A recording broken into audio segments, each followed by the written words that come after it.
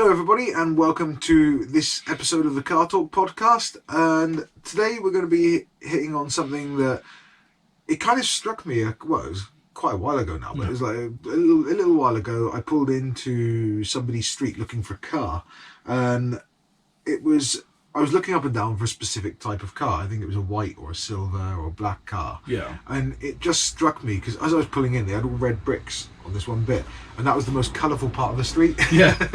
Ironically, even though I could see loads of cars, that was the most colourful part.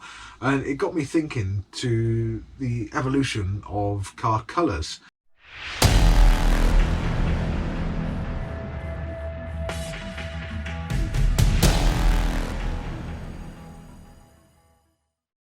And how they've changed over the years, because it is, if you go into, I believe, like, any of you not noticed, next time you go to a supermarket car park or a car park of any kind, have a look around at the cars and take a mental note of what the colours are, because I think you'll notice that 90% of the cars in most of these car parks now are black or white, or have a shade in between somewhere, a silver, or a grey, or that's it, something like that. Or there's the odd dark blue, there's the odd red car. Red cars seem to be one of the few that are the only colours out there. And there's usually a Mini or a Mazda. Yeah, and occasionally you get like a green or something like that. But it does make me realise, because I mean, we're old enough to remember the Max Power era, the early 2000s, late 90s, things like that. And I mean, we were children born in the 80s as well, so not trying to give our age away too much. but we remember when the cars on the road were colourful. Yeah, and to a point, I still remember the old colours of the cars. Yeah. Especially being in the trade for quite a number of years now. Like, I mean, if you go back to, go back to the beginning. I mean, there was a famous quote from Henry Ford saying you could have any colour Model T you want as long as it's black. Yeah. And I mean, that shows, and that was the thing, like, back then you didn't have a lot of choice, especially around the wartime and things like that. It was just, you got what you're given. And there was back in the early cars, most of them were black. And then you had the odd white one, which might be luxury and things like that. And you didn't have a lot of colour choice, did you? No. And then fast forward to, I don't know, the 50s, you started coming out with a lot more of the cool cars with the nice deep reds and like you look blues at like 60s, 57 Chevys. You had like the nice colours like that, and the Cadillacs. And I mean, not so much in Britain. I mean, we used to have a lot of browns 70s. And beiges. And I remember some of the cars that were like that. It was like, and the worst thing is generally what colour the car was on the outside was the same on the inside. Yeah. So if you had a brown car, it's brown inside, beige on the outside, beige on the inside. Yeah. Or if you're really posh, you could have brown on the outside and beige on the inside. And there wasn't a lot of colourful cars back then in the UK. I mean, you had the odd import, I suppose, like some of the Datsun 240Zs, things like that had really nice colours. Yeah, it was imports and luxury models you got the colours on, really. That's it, and like that's why when I was saying about the vivid colours in the 60s, I was talking more about the Yang tanks, the American cars. Yeah. I mean, I suppose you did have things like the Triumph Spitfire, things like that, the MGB, GT, things like that. They came in a nice array of colours because they were sports cars. But for the general day-to-day family vehicles, you didn't have a lot of choice back then, did you? And it was... and also, I don't really think it was what people were interested in when they bought a car. They were looking more for price, practicality, reliability, all that kind of stuff. And comfort, wasn't it? Yeah. Yeah. And it didn't really matter whether it was white or black or red or pink or whatever. No, it was just, oh yeah, lovely, that'll do kind of thing. That's it. I think maybe, like, I mean, could be wrong. I mean, there would have been petrol heads back then. I mean, look at the race cars and things. But I think for a lot of people, it was just a tool. It was something that you used to make your life a bit easier. That wasn't a horse-drawn carriage, I suppose, for a lot of people. And also, it was what you could afford. Yeah, that's it. And it was, because I mean, again, it comes down to something else we were going to be talking about at some point, which is badges and trim levels and things like that. But it's, that'd be another podcast as well. So if you guys are interested in that and interested in today's chat, look into that one as well. But it's, and like you said, when we got into the kind of our prime, when we were actually at the age where we could get our driving licenses and our first cars and things, that was when cars were kind of really vivid colours, weren't it? I mean, your Rover, what colour was that? Blue. Yeah, powder blue. Yeah, powder blue, not just dark blue or light blue. It was powder blue. Yeah. I had a bright red Fiesta. Yeah, that's it. And that's the thing. And the cars that were around, I mean, to be honest, even they at the time were seen as boring colours, weren't they? Yeah. They wanted even more. And I mean, if you look at even the car manufacturers at the time, the colours they were bringing out, because I mean, I started my trade with MG Rover, and I mean, they had initially when they first brought out the original ZR, ZT, ZS, they came in 3 colours, which was Trophy Yellow, which is a lovely bright, like Daytona style yellow. You had Trophy Red, which is just a block red, and you had Trophy Blue, which is almost like the Arden Vauxhall Blue or the Subaru Blue, that sort of colour. So really nice colours. But then they started coming out with pearlescence and flip paints and things like that you could... Well, a lot of the manufacturers were, you know, when people started modifying their cars in, like you say, the Max Power era, and then people had flip paint, they had really bright, vivid colours, they had pearlescence, they had metallics and all that kind of stuff. A lot of the manufacturers went, oh, well, people are spraying their cars these colours, well, why don't we offer it as well? Because I remember you could buy a TVR Tuscan with flip paint. TVR, yeah, because they were one of the first ones I remember seeing. Because I mean, they were always outrageously good-looking cars anyway. But then when you had that flip paint on top, it was just like... It was like they were as aggressive to look at as they were to drive. They were fantastic cars. The early 2000s TVR. I still love them now. Yeah, they've aged really well, like a fine wine, I think. So we went from really boring colours to almost like psychedelic colours. Yeah, it was brilliant. And then even a lot of the car manufacturers, and they were trying to go for the city cars, like the KAs and things like that. And you had quite a selection of vivid, bright colours for them and everything. I mean, you could still get. A lot of the cars, you could still get your more, not mundane colours, you could get your more toned down colours, I suppose. Like you could get the metallic burgundies or like red wine colours sort of thing.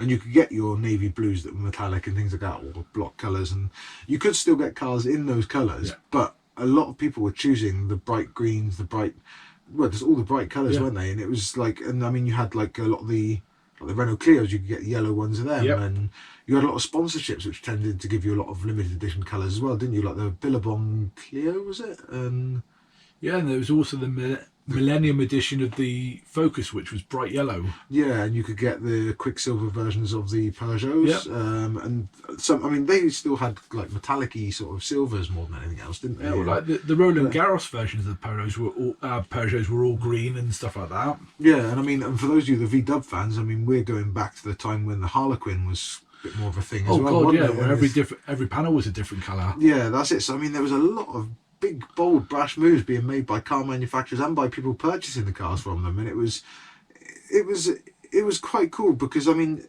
you go into a car park and you'd be like, oh yeah, my one is the green one, my one is the blue one, my one is the pearlescent red, mine is, and like from my point of view as somebody who's going out to broken down cars and things like that, sometimes trying to find a car in a car park, it seems to have we've gone completely back almost towards the 70s style, like not to the browns and beiges, but to essentially colours that for a while a lot of us thought were boring. Yeah, that's it. Back then they were the colours we seen as boring, but I guess it's one of those things where everyone likes to be different. So when all the bright, brash colours became popular, you were different if you had a white car, a black car, a silver car, and then unfortunately, well, not unfortunately, but because of the evolution of that, everyone was like, actually, that is really cool, and they all kind of herded over that way, and now all of the bright colours seem to have disappeared. Well, another thing that happened as well is resale value for vehicles. It became that the brighter colours didn't sell as well because people were just, like you said, changed their taste and they went black, silver, grey, white. That's what we want now. Yeah. So if you had a bright yellow car, but then somebody was selling the exact same model but it was black, the chances are people go for a black one rather than the yellow one because they go, well, that's too bright for me. Yeah, that's it. And I mean, funny enough, I remember when I was working at Vauxhall, and the Vectra C was still the current model, they had a Vectra C pre-facelift, which was a car that was still worth thousands at the time.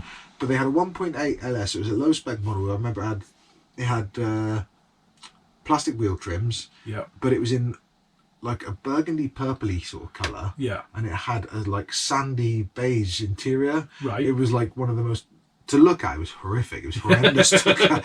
But they offered it to me for 600 quid just because they could not shift that car because of the colour it was, because everybody who walked in that showroom thought exactly the same thing. Well, there was a lot of people back in the day that would order their cars in pink Now, during the 90s, pink was a very popular colour for bits and pieces. It was kind of seen as like, I suppose, for your car, it was like having your version of a Barbie car. Well, that's it. And a lot of the time, a lot of famous people have gone for pink, haven't they? Like Yeah. you had Elvis with the pink Cadillacs. You had, well, Katie Price with all of her pink cars that she had over the years, the Land Rovers, Range Rovers, things like that. And then you had, wasn't there somebody else who had a pink something or other? Was it one of the? Didn't somebody have a pink Rolls Royce at one stage? Oh, more than likely, yeah. Like Beatles or someone, I don't know. Some. I'm sure somebody. Let us know if you know who had the pink Rolls Royce. But their resale value I'm not was thinking of Lady Penelope. Sorry.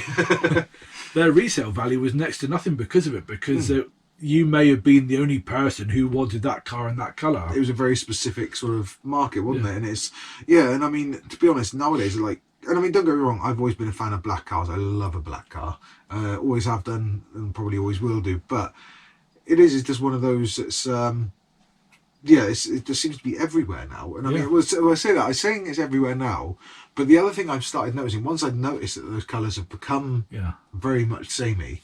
Like I was going to say, I'd love to add a piece on this video where we drive down a street and actually have a look at all the colours on the car we come across. It's a random street anywhere, but it's I have noticed, because funny enough, a couple of days later I pulled into another street and I saw, as I was driving in, there was I can't even remember what type of car it was. I know there was an Evo in there, which was a beautiful bright sort of blue colour, absolutely stunning on someone's driveway. As I was going up, I saw a red car, then I saw a burgundy red car, and as I got round the corner, I can't remember what make and model car it was, but it had a beautiful bright metallic green. It was absolutely stunning, a bit almost like the green that Mazda were using in the early 2000s. A lot of the Mazda 2s came out in it, the newer shaped ones, not the old Ford Fusion shape sort of thing. And I saw one of that, and it did make me smile. I was like, it's cool, the colours are starting to come back, and they slowly seem to be starting to filter through, because I think people are starting to realise, the same as us, is like, it's just a sea of the same colour. And I think a lot of people are going for that now. It's just like, oh, my new car, I want it to be a bit different, and they've made it different again. And it's because I mean, another thing, I did notice that there was, I mean, manufacturers have still catered to the people that want the bold bit, the bit that's a bit different. Because I mean, like with Citroen with the DS3s, you could have a different colour roof, whereas things like that. Same with the Minis, the new, like the Vauxhall Adams. Yeah, Vauxhall Adams.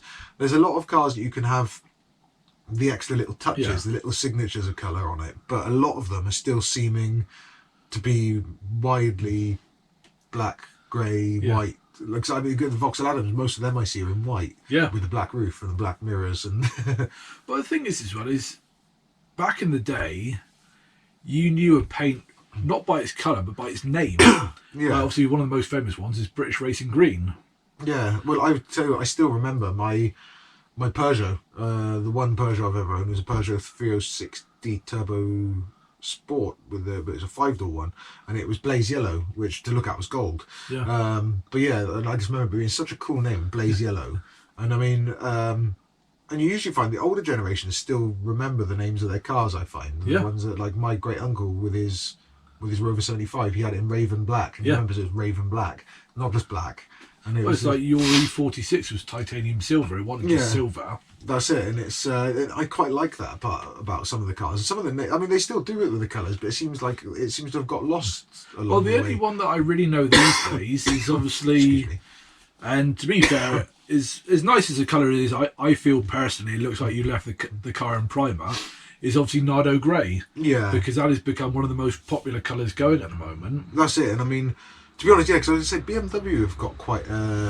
That's one thing I will say is, like you said about the titanium silver. It's the same with my good friend Rory, who's got an E36, and his one was his one is Stahl Blue, which is translates from German to steel blue or Stahlblau, the steel blue. And I think again, and it's a beautiful colour. I really love the E36. That probably is my favourite colour, But and the name of it, Steel Blue, it makes it sound like a gun or something like that. It sounds cool. And it's like Zara's car. I remember hers was because a lot of people said it was a certain type of blue, but it wasn't that one. I think it was Orient Blue, which was a slightly different shade. And again, BMW, because they've got these different things, and because they've got so many different shades, like because they had titanium silver and they had like another 2 or 3, and if I got the wrong one, it would have been completely wrong colour for my panel. Whereas when I had to replace the front wings on it, which if you're an E46 owner, you'll know the front wings are quite a problem area for rust. I had to replace mine, and me and my friend David, we sprayed them ourselves, but we went and got titanium silver, and that matched the car perfectly. A lot of people, when they look at the car, they haven't been sprayed because it matched perfect. Whereas if I'd gone for like ice silver or whatever the other one was, you would have noticed. Yeah, that's it. And it's. But also at the same time, like you say with BMW, their colours, as boring as some of them were at the time, but they also had that techno violet as well, which was a beautiful colour. Yeah, and also the midnight purple colour that they have on the skylines and bits and pieces like that. Yeah, stunning. And they did the jade. Was it the jade green they did as well? That was a beautiful colour. That was one area that they kept the colours going, was the Japanese market. Yeah, that was they did do some really they did a lot of the standard boring ones. Oh, of course, yeah, but they did a lot of really cool, crazy out there ones. And it was always on the cars that you wanted as well. It was on the Supras and the Skylines and the Evos and Subarus and everything like that. And I think that was something that classics. That was something that helped them stand out, was those colours. I think had you had your everyday Subaru in just boring black or white, you would have gone, oh yeah, fair enough. But it was the fact that it was such a vivid blue, or certain cars were such a vivid colour that you went, not only did it stand out, but you remember those cars because of it. Yeah, and funny you should say that, because funny enough, I think proof of that is in Subaru itself, because if you look at the Legacy or the Forester, they've not got as big of a cult following as the Impreza, have they, or anything like that, because the Impreza was the big, brash, loud one, and everything like that. Don't get me wrong, the other ones, the Forester is a brilliant car, and the Legacy is a really good car, especially you get the bi-turbo thing. That thing was a nuts thing. That was a sleeper estate car before sleeper estate cars were a thing, and they were absolutely fantastic. But because they were the big family car, and because I think you could get them in the Subaru Blue, couldn't you? But not. They didn't have the same effect, did it? No, and most of them, if you go online now, have a look on eBay, Facebook Marketplace, wherever you want to have a look, and you will see that if you type in Legacy, most of them are white, unless they've been resprayed or wrapped. They're white, like navy blue, red. Maybe a dark green, possibly. Yeah, that's it. They didn't have big loud colours, sort of thing. So that is kind of proof. But then, if you've gone to all the trouble of buying yourself an Evo or an STI or a Skyline or something like that, a lot of the people that buy those cars, they don't want them to blend into Tesco's car park, do they? No. You want them to stand out. You want people to realise that is something different, something a bit special. I'm not saying that people are show-offs or anything. I'm saying the cars themselves. Well, from my point of view, supercars, isn't it? I mean, you think Ferraris, fair enough. You could say, oh, well, most of them were red. But it stood out. Yeah, that was one of the reasons they did them in that colour. It was Ferrari red, wasn't it? Yeah. And you think of the colours that a lot of the Lamborghinis come out in now are so vivid and different. And I mean, a lot of the supercars, they were some of the first ones to do some of the only ones to do like a matte finish, weren't they? Or a satin finish on their cars, again, because it's different. And it is because if you buy a car that's got that if it's got that badge, that extra performance, it's cost that bit more money, and it is that special to you. You want other people to see it as that special. You don't want it to blend in and. No, you don't want to see 3 white cars in a row and only have a petrol head, know the difference between them. That's it. Yeah, you don't want. You wouldn't want to go and spend M3 money and buy an M3 like from a BMW fan. I wouldn't want to go and buy an M3 and park it up next to a 320 or 330 and people not be able to tell the difference. You want the meaty arches, you want the vents, you want things like that, and the colour could be the extension of that. Oh, definitely. Like there was I can't remember what the colour was. I think it called it yellow or something like that with the M3, and you see a couple of them, but not that much. And I never liked it when it came out. No, neither did I. Like a baby poop colour. Yeah. I mean, I'm sorry if you've got one. Again, it's a colour that's grown on me since. But again, for that reason, I think it's part of the reason it's grown on me is the fact that it makes the M3 look like an M3 because it's different to all the other colours. You can get them in Titan Silver, same as what my 330 was, and that was one of the reasons I liked it in Titan Silver, because it's like the M3 colour. But again, the Titan Silver ones, there are quite a few of them around. And again, they look beautiful in it, but there's nothing massively special. If I'm honest, it looks very similar to the Silver the Vectra is in out there. Not that I'm saying it's not a special car, but it's not. It's an SRI, but it's not a sporty. It's not the VXR. It's not the MSD or anything like that. And it's it doesn't need to stand out from the crowd. No, that's it. It's made to be what it is, and it does it very well, sort of thing. But if you've got an M3 that's almost identical colour, it's a bit like it's a little bit of a shame, isn't it? Yeah, it almost takes a little bit of that special bit from it, I think. And I think the badges have mirrored it as well. If you look at a lot of the car badges, a lot of them have lost colour as well. A lot of them used to have a lot of colour in them. You look, most car badges are just chrome now. Yeah. Unless you go for an Abarth, Porsche, Ferrari, BMW still got blue. But we'll talk about that in a further video. Yeah. But anyway, guys, let us know what you think about how the evolution of paint colours in cars have gone. Do you think they were better back in the day? Are you not too fussy? You just, you know, it doesn't matter what colour the car is, or there is no wrong answer really. 'Cause, I mean, some of the cars. I mean, you might have one of those Vectors I was saying look disgusting. I'm sorry if I've offended you, but that might be the best colour combination you've ever seen in your life, and that's the best thing about cars. Everyone's got an opinion. Yeah, let us know. You know, do you have a like we've mentioned some of the paint colours by name? Do you have a particular favourite that you remember by name and bits and pieces like that? Oh, Volcano Orange. Yeah. Oh, there you go. There's another one. But yeah, sorry. Anyway, before I get down another tangent, another rabbit hole, we'd like to thank you for watching. If you did like what you've seen, hit like and subscribe to let us know and stay up to date with the latest ones. But we shall see you in the next video. Cheers.